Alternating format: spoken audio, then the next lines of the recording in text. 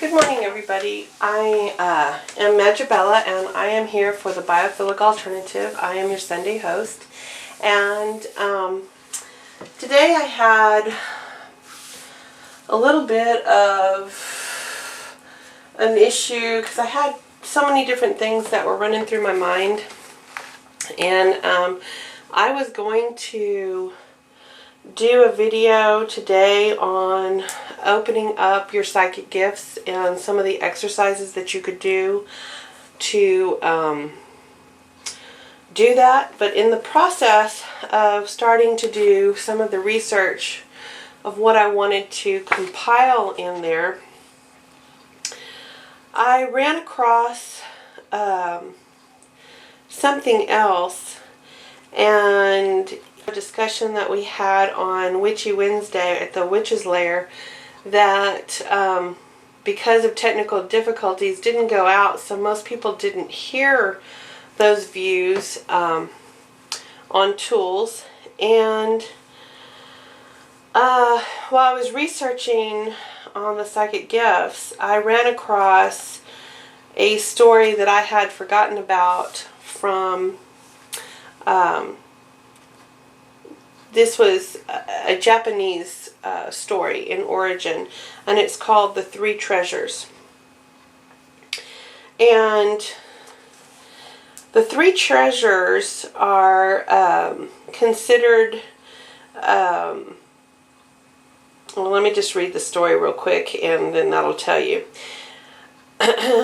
The imperial soul is the Shinto belief that each new Japanese emperor receives at coronation a sort of cumulative, eternal conscious soul that has in turn passed down through the entire historical line of the emperors, back to the divine origin of the first emperor of Japan.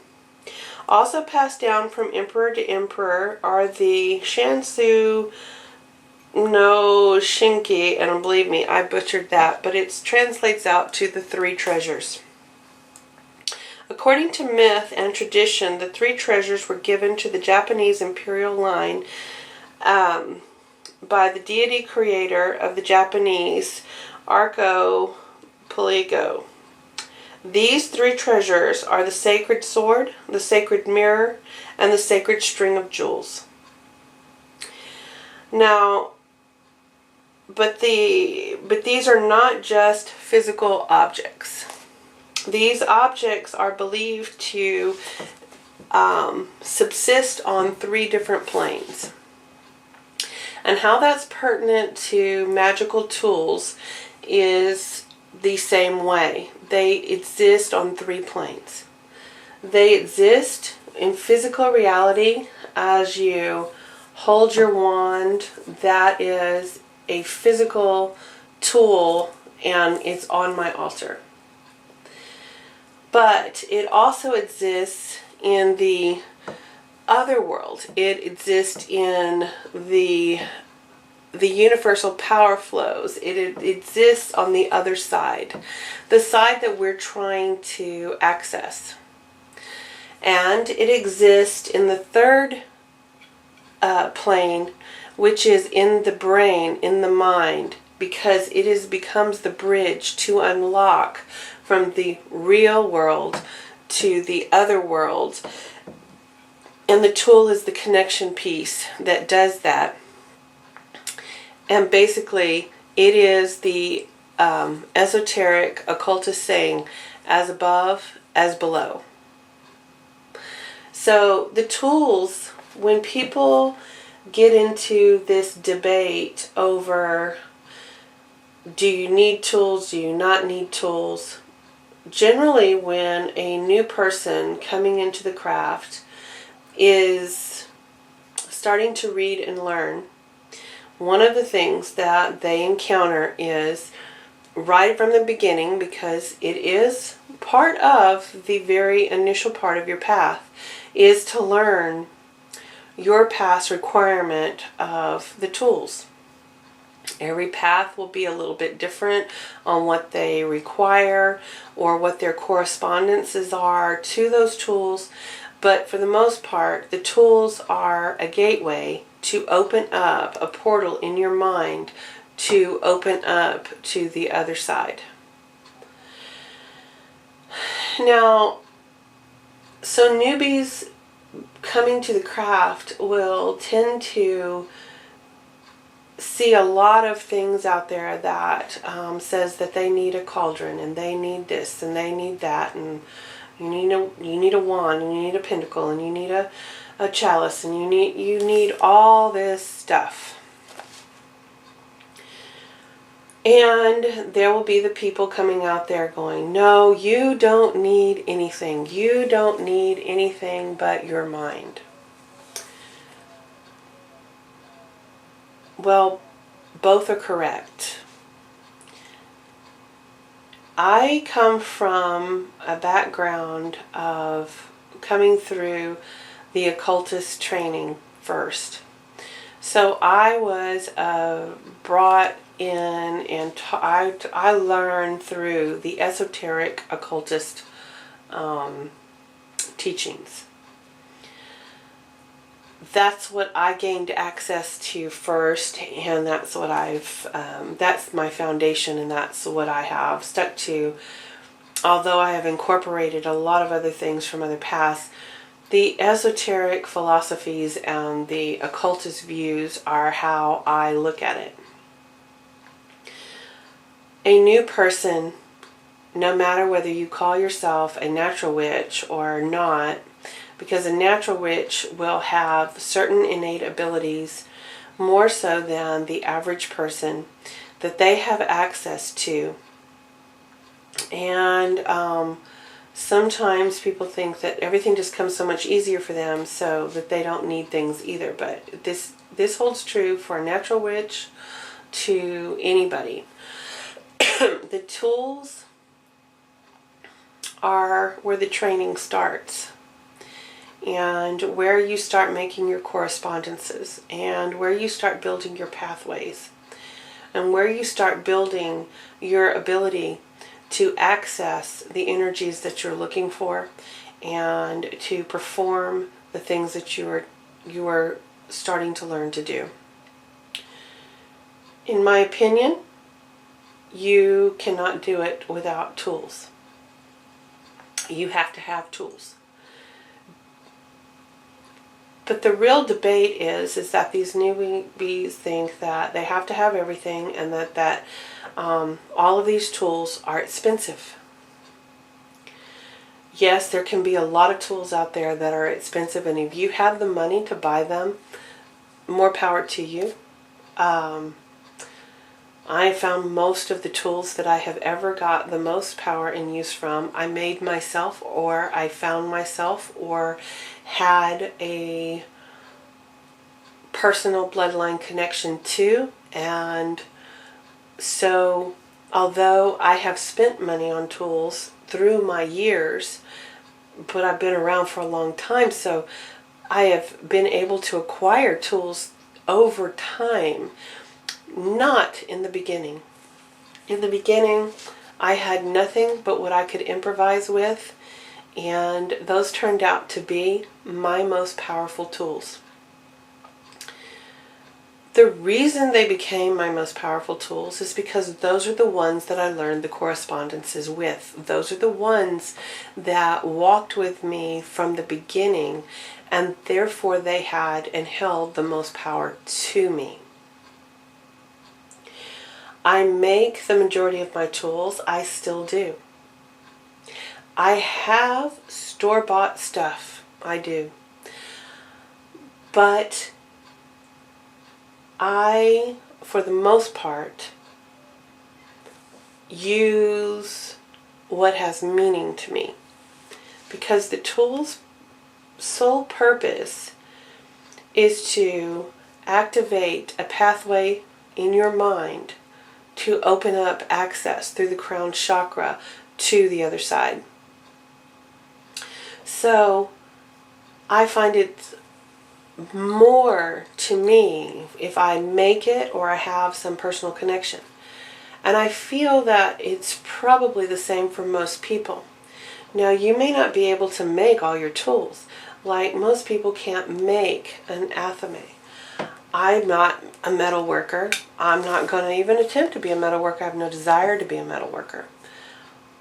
But my athame is not all that special in relationship to what other people's athames are. I've seen some gorgeous ones. I've seen ones that people have made. I have seen ones that people have purchased. They are all fantastic items. Mine is a letter opener, and I don't use this as a blade on my table to cut anything other than things of the mind, of air, and what it represents to me. This letter opener is from Vienna, and that's where I purchased it. And it is where I purchased it. It represents where I got it from. It represents the experience of what I was doing at the time I found it and came across it. This athame means more to me than the fancy one that I have. I use this one because it, in my mind, has greater power. My wand I created myself. My wand is something that represents my will. In my correspondences, and I know that there are some traditions that use the athame as fire element and the wand as the air element, but I use the athame as the air element and I use the wand as the fire element. Neither is wrong. It's about the correspondences that you're building in your mind and the connections and how they unlock. So basically, most people will go with what their first training is because the pathway is built on that philosophy.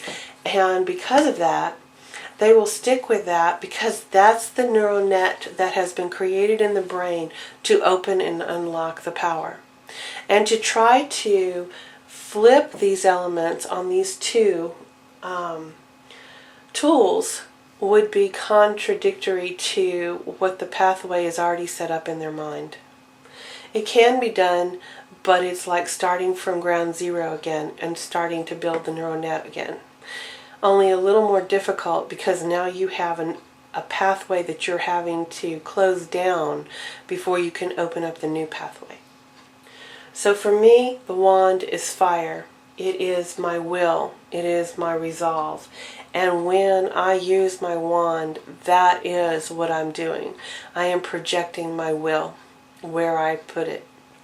So the wand itself, representing will, is one of those things that helps activate and steal my will in the actual ritual or ceremony or magic work that I am using. And that includes healing work, because this wand is actually a healing wand as well, on how I constructed it and what it is composed of internally and externally. So this wand serves many purposes for me. That's the purpose of a tool. So I could have done all of my magic work, all of my training without a single tool. But in the process, it would have taken me a lot longer to grasp the concepts. The tool is there to shortcut it for you, to help open up the mind as quickly as possible. And as a new person on any path that you choose, the tool becomes extremely important in your foundation work. That being said, do I have to construct this wand to get there? No, you can go out into your yard and you can pick up any branch that calls to you outside. You can make an offering to the tree. You can use specific woods that you find. You can forage this item. You can also, before even doing any of that, you can walk into your kitchen and you can get a wooden spoon. And you can consecrate that wooden spoon. So, upon the consecration of the tool is when you're putting your intention in the tool of what the tool is going to be used for. And then it goes from a mundane item to a magical item. And that's the process of getting it there. The more you hold, handle, and use your tools, the more connection that you have, and the more it will unlock things in your mind to your magic work that you're trying to perform. And so the tools are a foundation to get you there. That debate has always kind of baffled me, because it seems like when people start going after other people about tools, they'll say, well, you say you don't need tools, and then all we see is all these tools that you're purchasing, and blah, blah, blah.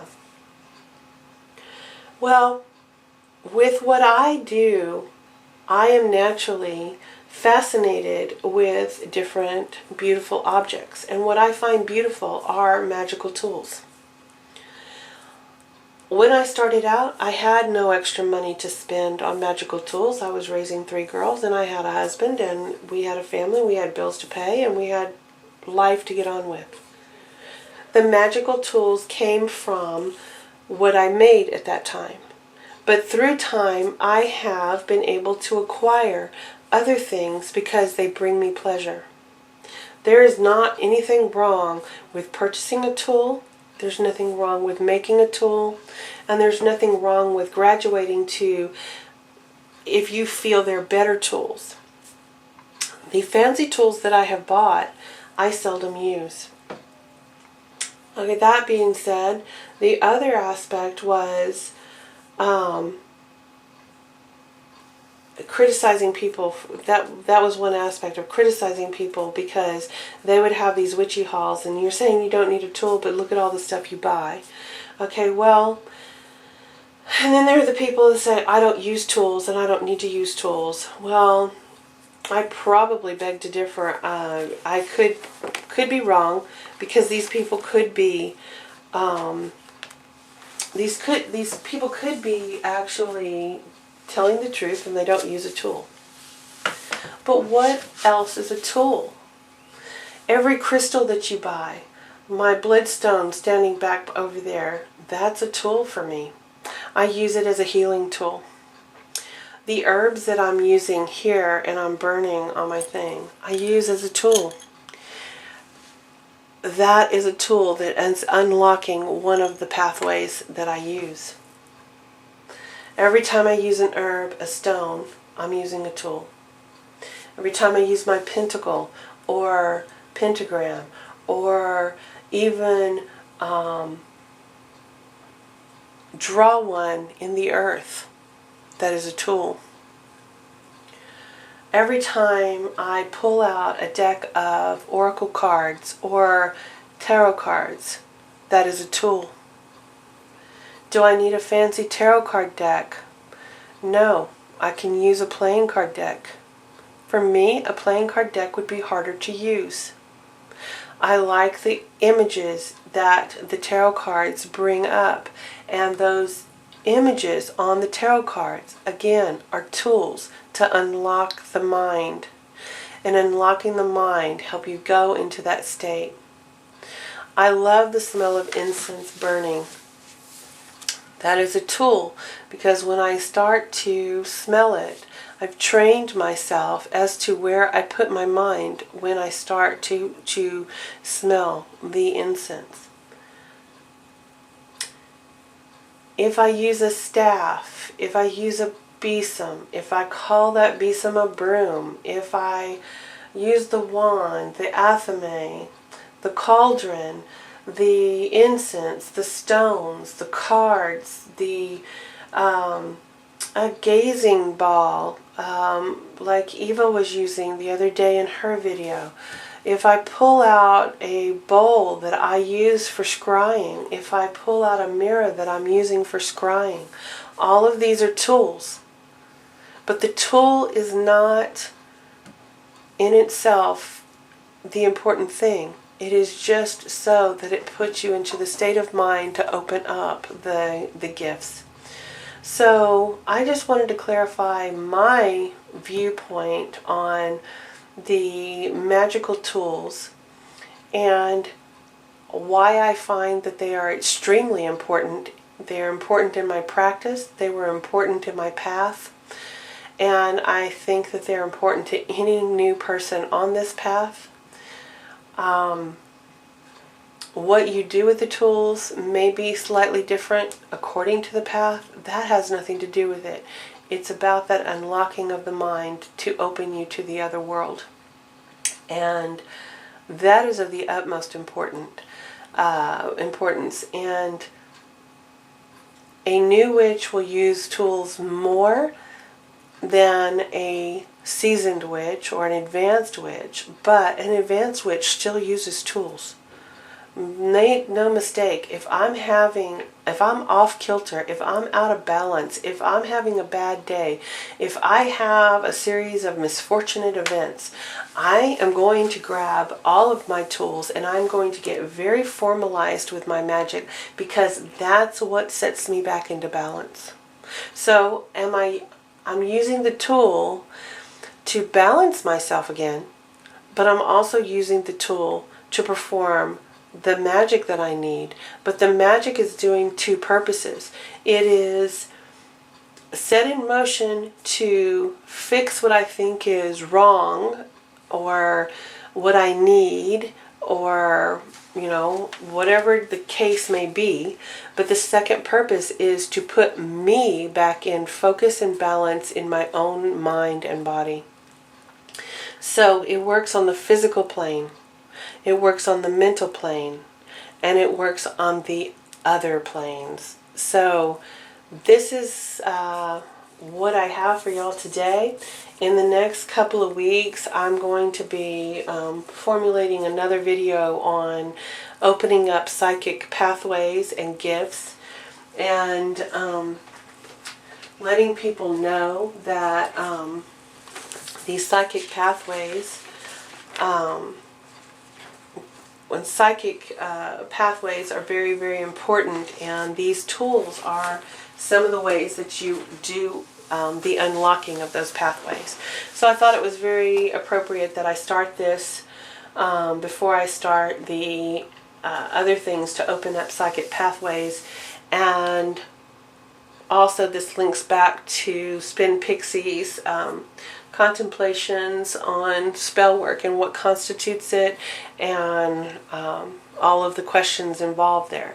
The tools become very intricate part of the spell work itself too, whether it be the full out ritual tools of a wand, an athame, a pentacle, and a chalice, or the more aspect of actually formulating the spell with herbs or stones, or however you tend to layer your spells to make them more powerful. But that's all I have for y'all today, and I hope y'all have a blessed Sunday. I hope y'all are enjoying the Memorial Day weekend here in the United States. Happy Memorial Day to all of y'all out there that are celebrating that.